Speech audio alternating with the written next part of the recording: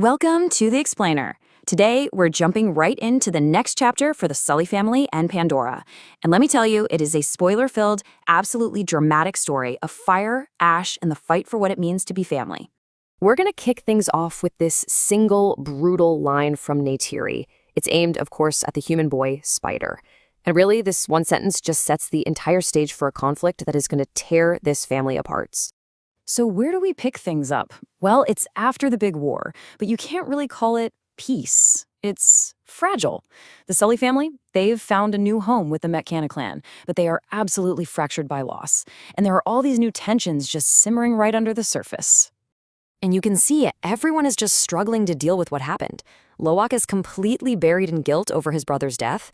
Neytiri, she's grieving so hard she's just retreating into old, strict traditions.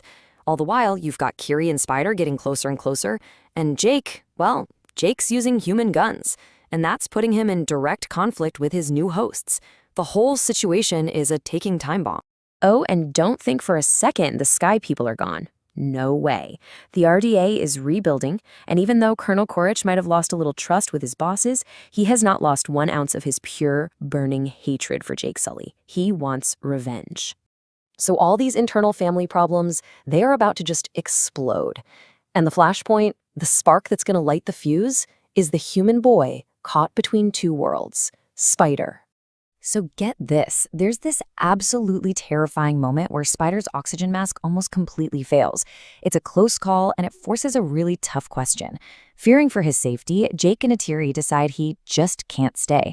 They arrange for him to go live with the nomadic Wind Trader tribe. You know, people who are better equipped for a human. And this leads to that heartbreaking moment we started with.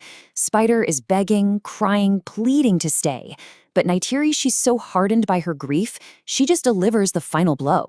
She tells him flat out he will never be one of them. She seals his fate, he's out. But of course, nothing is ever that simple on Pandora, right? The journey to take Spider to his new home gets violently interrupted. And this attack, it does a lot more than just threaten their lives. It reveals a terrifying new force on the planet. And here they are, the Mongquan. We have never seen a clan like this. They're led by this vicious warrior named Varang, and they are a fire-based tribe of Na'vi who have totally rejected Eywa. Their home is this harsh, volcanic wasteland that's forged them into warriors who think harmony is a weakness. For them, it's all about power and dominance. Okay, so in the middle of all this chaos, the kids get stranded. And Spider's mask? It's destroyed. It's gone for good. He's suffocating. And just when you think it's over for him, Kiri does something incredible. In a last-ditch effort, she connects to the Pandoran network and covers him in this living mycelia. When he wakes up, the impossible has happened. He can breathe the air. But just as Spider is taking his first real breath of Pandoran air, Varang and the Mongquan show up. They capture the kids, and when Kiri tries to tell them this is Eywa's will, Varang just scoffs. In their lands, Eywa has no power. So now the kids are captured. And this is where things get really complicated. Old enemies are about to be forced into some shocking and very temporary new alliances. Talk about a twist. When Korich finds the captured kids, he realizes his own son, Spider, is in danger. So what does he do? In a pretty stunning move, he actually frees his mortal enemy, Jake Sully, so they can fight the Mong and Wan together. But yeah, that truce, it lasts for about 5 minutes. Korich immediately sees the power of the Mongwan, betrays Jake on the spot, and forges a new, much more dangerous alliance with Varang. He offers to teach her people how to make thunder with human weapons. So while Korich is making deals, back at the RDA base, they're discovering something absolutely world-changing. That mycelia didn't just let Spider breathe, it triggered a massive biological change. He has grown his own kuru, you know, the neural cue that lets the Na'vi connect to everything. He is biologically becoming Na'vi, and the RDA sees this as the ultimate cheat code to finally colonizing Pandora. So now you see the board, right? Spider's unique biology is now the key to this entire war, which means the stakes have never, ever been higher. And a series of personal betrayals and shocking moments of forgiveness are about to set the stage for the final battle. After they manage a daring escape from the RDA, Jake is faced with an unthinkable choice. Neytiri had actually suggested that killing Spider might be the only way to truly protect Pandora. But when he's face to face with the boy, he just can't do it. He lowers his weapon, and finally, truly embraces Spider as his son. In watching this happen, it's the turning point. It just shatters that wall of grief Nigeria's been hiding behind. Her hardened heart just breaks open. She walks up to Spider, and for the very first time, she utters those sacred words to him. She finally sees him, not as a human, but as family. So, with the Sully family finally united, for real this time, the call to war goes out.